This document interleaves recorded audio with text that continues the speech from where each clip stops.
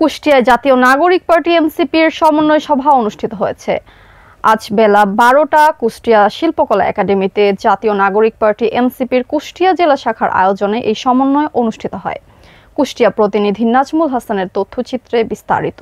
কুষ্টিয়ায় জাতীয় নাগরিক পার্টি এনসিপির সমন্বয় সভা অনুষ্ঠিত হয়েছে। আজ বেলা 12টায় কুষ্টিয়া শিল্পকলা একাডেমিতে জাতীয় নাগরিক পার্টি এনসিপির কুষ্টিয়া জেলা শাখার আয়োজনে এই সমন্বয় সভা অনুষ্ঠিত হয়।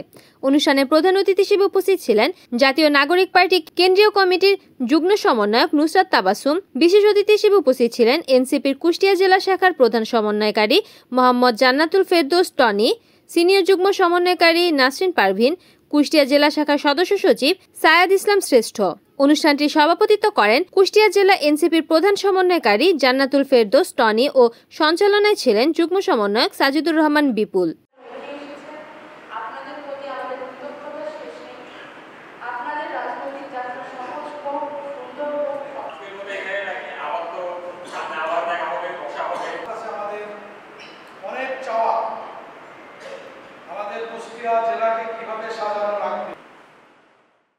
রিপোর্ট করেছেন কুষ্টিয়া প্রতিনিধি নাজমুল হাসান, NN TV।